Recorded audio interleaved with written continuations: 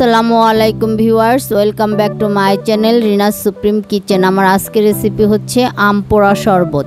প্রচণ্ড গরম পড়েছে, এই গরমে এক গ্লাস আম পোড়া শরবত খেলে আমাদের শরীর, মন এবং পেট সব কিছুই শীতল হয়ে যাবে।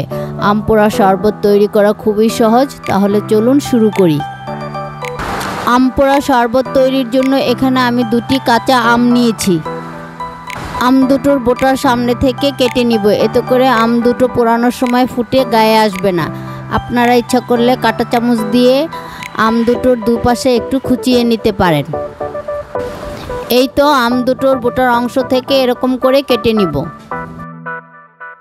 আম দুটোতে এখন আমি তেল মেখে নিব, এতে করে আম দুটো পোড়ানোর পরে খোসা ছাড়াতে সুবিধা হবে। আমি সরিষার তেল মেখে নিচ্ছি, আপনারা ইচ্ছা করলে সয়াবিন তেলও মেখে নিতে পারেন।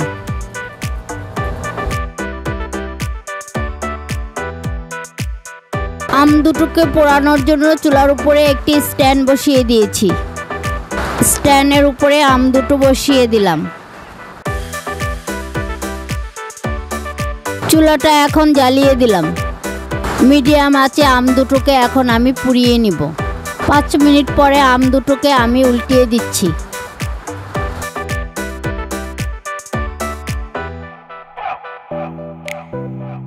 আরও 5 মিনিট পর আম দুটোকে আমি আরও একবার উল্টিয়ে দিলাম। আম দুটিকে উল্টিয়ে পাল্টিয়ে আমের চারপাশ ভালো করে পুড়িয়ে নিয়েছি। আম দুটো আমার পোড়ানো হয়ে গেছে, চুলা বন্ধ করে দিয়েছি। আম দুটোকে একটি বাটিতে পানিতে ভিজিয়ে রাখলাম ঠান্ডা হওয়ার জন্য, আর এতে করে আমের খোসা ছাড়াতেও সুবিধা হবে।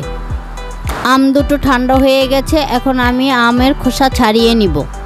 আমি তেল মেখে নিয়েছি আর ঠান্ডা করার জন্য পানিতে ভিজিয়ে রেখেছি, এতে করে দেখেন আমের খোসাটা খুব ভালো করে ছাড়ানো যাচ্ছে।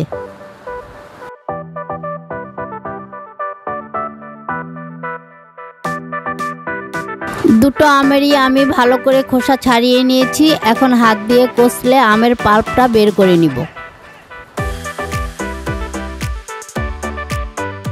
আমের পাল্প বের করে নিয়েছি, এখন এতে আমি সামান্য পরিমাণ পানি মিশিয়ে নিব। এটা হচ্ছে ফ্রিজের ঠান্ডা পানি। আমের পাল্পগুলো এখন পানির সাথে হাত দিয়ে ভালো করে নেড়েচেড়ে মিশিয়ে নিব। যেহেতু টক ঝাল মিষ্টি আম পোড়া শরবত, তাই এখানে দিয়ে দিচ্ছি নিজেদের স্বাদ অনুযায়ী 3টি কাঁচামরিচ কুচি। আপনারা ইচ্ছা করলে এখানে কাঁচামরিচের পরিবর্তে গোলমরিচের গুঁড়াও দিতে পারেন। সাথে দিচ্ছি 2 টেবিল চামচ ধনিয়া পাতা কুচি। আপনারা ইচ্ছা করলে এখানে ধনিয়া পাতার পরিবর্তে পুদিনা পাতা কুচিও দিতে পারেন। ধনেপাতা কুচি আর কাঁচামরিচ কুচি আমের পাল্পের সাথে হাত দিয়ে কচলে ভালো করে মিশিয়ে নিব, যাতে এই দুটোর রস আমের পাল্পের সাথে ভালো করে মিশে যায়। এখন একটি ছাঁকনির সাহায্যে এই আমের পাল্পগুলো ছেঁকে নিব।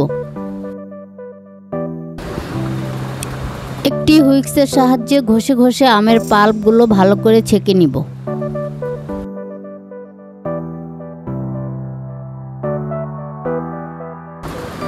সামান্য পরিমাণ পানি দিয়ে চামচের সাহায্যে এখন ঘষে ঘষে পাল্পটুকু ভালো করে ছেঁকে নিচ্ছি।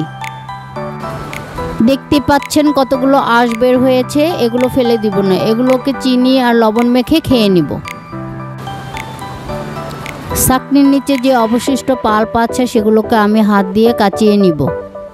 এই আমের পাল্প আপনারা প্লাস্টিকের বোতলে করে অথবা এয়ারটাইট বক্সে করে ফ্রিজের নর্মাল চেম্বারে রেখে দিতে পারেন। 3-4 দিন ভালো থাকবে। আর যদি ডিপ ফ্রিজে রাখেন সেক্ষেত্রে তো অনেক দিন ভালো থাকবে, সেটা আমরা সবাই জানি। যখন খুশি তখন নামিয়ে চিনি আর লবণ মিশিয়ে শরবত তৈরি করে খেতে পারবেন। এমনকি এই পাল্পের সাথে আপনারা চিনি আর লবণ মিশিয়েও রেখে দিতে পারেন।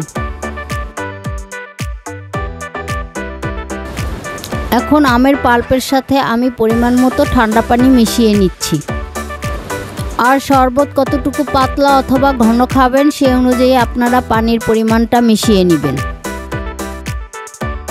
এর সাথে দিচ্ছি 1/2 কাপ চিনি। যেহেতু টক ঝাল মিষ্টি আম পোড়া শরবত, তাই মিষ্টির পরিমাণটা বেশি হলে ভালো লাগবে না। তারপরেও শরবতে টক ঝাল মিষ্টি আপনারা নিজেদের স্বাদ মতো দিবেন। চিনিগুলো নেড়েচেড়ে শরবতের সাথে ভালো করে মিশিয়ে নিব। দিচ্ছি নিজেদের স্বাদ মতো 1/2 চা চামচ বিট লবণ। দিচ্ছি স্বাদ মতো সাদা লবণ। সাদা লবণ, বিট লবণ শরবতের সাথে নেড়েচেড়ে ভালো করে মিশিয়ে নিব। সাথে দিচ্ছি 2 টেবিল চামচ লেবুর রস।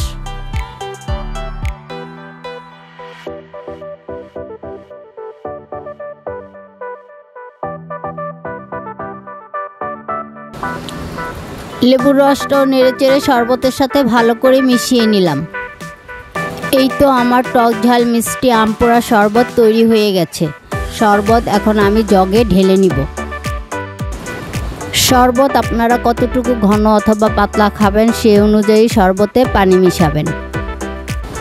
আম পোড়া শরবত এখন আমি জগে ঢেলে নিচ্ছি। এই শরবত আপনারা এভাবে করেও প্লাস্টিকের বোতলে করে ফ্রিজে নরমাল চেম্বারে রেখে দিতে পারেন, সেক্ষেত্রে 2-3 দিন ভালো থাকবে। আর ডিপ ফ্রিজে রেখে দিলে সারা বছর এই শরবত ভালো থাকবে। যখন খুশি তখন নামিয়ে আপনারা খেতে পারবেন। এখানে একটি পিরিচে শুকনা লাল মরিচের গুঁড়া আর লবণ মিশিয়ে নিয়েছি গ্লাস ডেকোরেশন করার জন্য। আপনারা এখানে লবণের পরিবর্তে চিনিও মিশিয়ে নিতে পারেন। এই তো একটি গ্লাসের মুখে আমি লেবুর রস মেখে নিব।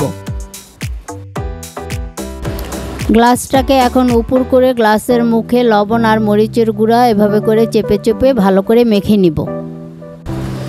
এই যে দেখুন, দেখতে গ্লাসটা কতটা সুন্দর লাগছে। এভাবে করে আমি আরও 2টি গ্লাসে লবণ আর মরিচের গুঁড়া মেখে নিব। এই তো গ্লাস 3টি আমি সাজিয়ে নিয়েছি। এখন আমি গ্লাসে শরবত ঢেলে পরিবেশন করব। আপনারা ইচ্ছা করলে এই শরবত বরফ কুচি দিয়ে পরিবেশন করতে পারেন। আমি শুধু ঠান্ডা পানি দিয়েই শরবত তৈরি করেছি। আমাদের একটু ঠান্ডার সমস্যা আছে, তাই আমরা বরফ কুচি দিলাম না। এই তো তৈরি হয়ে গেল মজাদার স্বাদের ঠান্ডা ঠান্ডা টক ঝাল মিষ্টি আম পোড়া শরবত। এই প্রচণ্ড গরমে 1 গ্লাস আম পোড়া শরবত খেলে আমাদের শরীর, মন, প্রাণ সব কিছুই শীতল হয়ে যাবে। আশা করছি আজকের এই আম পোড়া শরবতের রেসিপিটি আপনাদের ভালো লেগেছে।